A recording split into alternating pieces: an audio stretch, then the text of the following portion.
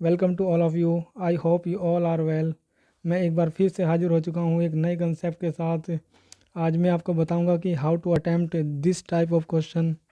आपको ये क्वेश्चन देखने में बहुत इजी लग रहा होगा, लेकिन हम लोग एग्ज़ाम में इस तरह के क्वेश्चंस अक्सर गलती कर कर आते हैं।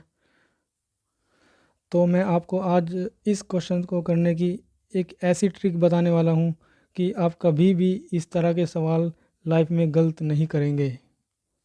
चलो एक बार क्वेश्चन पढ़ लीजिए। क्वेश्चन में क्या दिया हुआ है, Ram with his friend is या आर गोइंग देयर।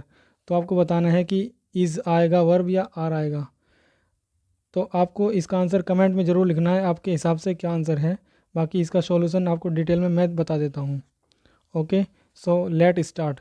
आपको सबसे पहले पता करना है कि प्रीपोजिशन क्या होती है। मैं शॉर्ट में बता रहा हूँ कि प्रीपोजिशन होती है एक रिलेटिंग वर्ड।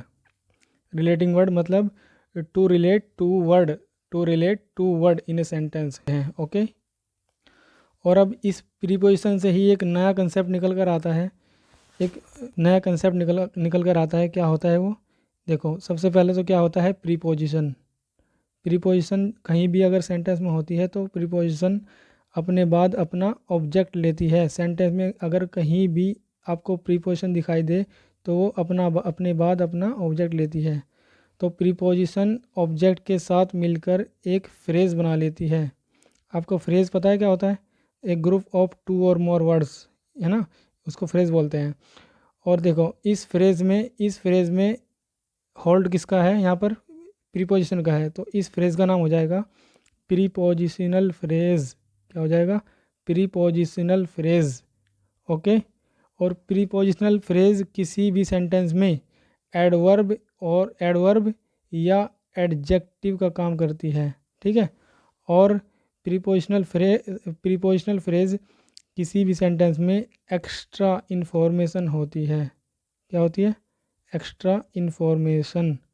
ठीक है, अगर ये एक्स्ट्रा इन्फॉर्मेशन होती है तो इसी के अकॉर्डिंग अब आपको क्या करना है, उस क्वेश्चन को अटेम्प्ट करना है जो क्वेश्चन मैंने आपको सबसे स्टार्टिंग में दिखाया था। चलो बैक टू आवर क्वेश्चन। क्या था क्वेश्चन? तो देखिए यहाँ पर सबसे पहले विद क्या होता है? विद होता है प्रीपोजिशन। ठीक है, विद होता है प्रीपोजिशन। और मैंने अभी क्या बताया, विद अपने बाद क्या लेता है? अपना ऑब्जेक्ट। ठीक है, तो हिज फ्रेंड क्या हो गया इसका? ऑब्जेक्ट।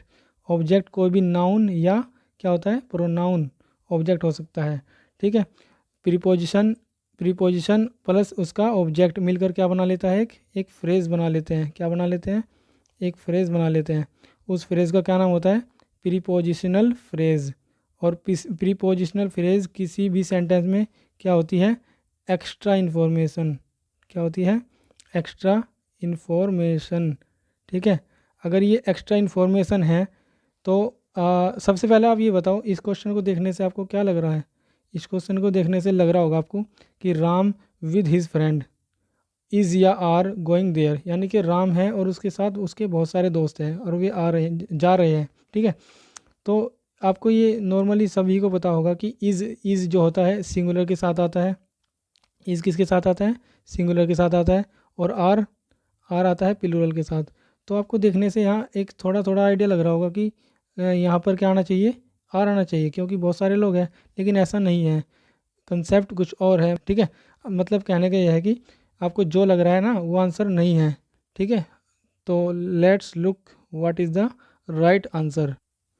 सो दोस्तों, इस कन्फ्यूज़न को दूर करने के लिए आपको क्या करना है? आपको जो एक्स्ट्रा इन्फॉर्मेशन है ना, उस एक्स्ट्रा इन्फॉर्मेशन को क्या करना है? एक तरफ साइड कर लेना है। कैसे? अगर सपोज करो ये एक्स्ट्रा इन्फॉर्मेशन यहाँ पर नहीं है तो क्या बचा यहाँ पे? तो क्या बचा? यहाँ पे राम बचा। राम क्या होता है? सिंगुलर होता है राम तो। ठीक है ना, राम एक पर्सन है तो सिंगुलर है। तो सिंगुलर अगर राम है तो अगर राम को हम उसके नज़दीक ले जाएंगे, ठीक है, अब बताइए इसके अकॉर्डिंग क्या आना चाहिए आपके अकॉर्डिंग? आई थिंक अब तो सभी आंसर राइट दे देंगे। ठीक है, आपको पता है मैंने अभी बताया था कि इज़ आता है सिंगुलर के लिए और आर आता है अगर सब्जेक्ट क्या हो? प्लूरल। तो सब्जेक्ट क्या है यहाँ पे? सब्जेक्ट क्या है? सिंगुलर। तो सिंगुलर के अकॉर्डिंग क्या आंसर आना चाहिए आपका? क्या आंसर आना चाहिए? इज़ या आर? इज़। आर क्या हो जाएगा? गलत हो जाएगा। तो आपका राइट आंसर क्या हो जाएगा यहाँ पे? इज़। ठीक है, तो इसी तरह से आपको एक और क्वेश्चन अटेम्प्ट करना है, उसका आंसर आप लोगों को देना होगा, ठीक है। So I am going to give one more question, you have to give the answer, okay. Now tell me the answer, इसका आंसर बताइए आप, इसका आंसर क्या होगा। क्वेश्चन क्या है, Mohan along with his father has or have come. आपको बताना है कि हैज़ या हैव में से क्या आएगा यहाँ पे। तो आपको एक इन्फॉर्मेशन मैं दे देता हूँ पहले, एक छोटी सी, कि हैज़ आता है अगर सब्जेक्ट क्या हो, सिंगुलर हो, और हैव आता है किसके साथ, अगर सब्जेक्ट प्लूरल हो। तो आपको चेक करना है, तो आपको बताना है कि राइट आंसर क्या है। सोचिए, आप थोड़ा माइंड लगाइए, दिमाग लगाइए और इसका आंसर बताइए। आई होप आपका भी राइट आंसर आ चुका होगा, ठीक है। तो मैं आपको इसका राइट आंसर बता देता हूँ। आप सबसे पहले ये बताइए यहाँ पे अलोंग विद क्या है, यहाँ पे प्रीपोजिशन, ठीक है। क्या है अलोंग विद प्रीपोजिशन, और प्रीपोजिशन अपने बाद क्या लेती है, अपना हमेशा ऑब्जेक्ट लेती है। ऑब्जेक्ट क्या होगा यहाँ पे, हिज फादर, ठीक है। प्रीपोजिशन और प्लस ऑब्जेक्ट मिलकर क्या बना लेते हैं, एक प्रीपोजिशनल फ्रेज, ठीक है जी। प्रीपोजिशनल फ्रेज बना लेते हैं। और प्रीपोजिशनल फ्रेज किसी भी सेंटेंस में क्या होती है, एक्स्ट्रा एक्स्ट्रा इन्फॉर्मेशन, ठीक है जी। एक्स्ट्रा इन्फॉर्मेशन होती है प्रीपोजिशनल फ्रेज, ओके। अगर ये एक्स्ट्रा इन्फॉर्मेशन है तो अगर मैं उस एक्स्ट्रा पार्ट को अलग कर लूँ और उसके बाद उस क्वेश्चन को टैकल करूँ तो कैसा रहेगा, ठीक है। चलो देख लेते हैं। चलो अब बताइए यहाँ पे क्या बचा, यहाँ पर बचा मोहन। तो मोहन को अगर उसके नज़दीक ले जाएं और उसके बाद इसका आंसर चेक करें, क्या आना चाहिए, क्या आना चाहिए बताइए।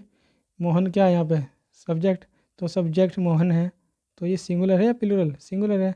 तो सिंगुलर के अकॉर्डिंग कौन सी वर्ब आएगी, इज़ या हैव, बताइए। तो राइट, बिल्कुल सही, हैज़ आंसर हो जाएगा, हैव क्या आ जाएगा, गलत हो जाएगा, ओके। आई होप आपके ये कंसेप्ट बहुत ही अच्छी तरीके से समझ आया होगा।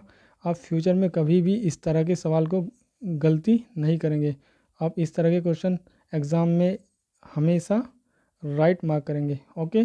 Thank you for watching.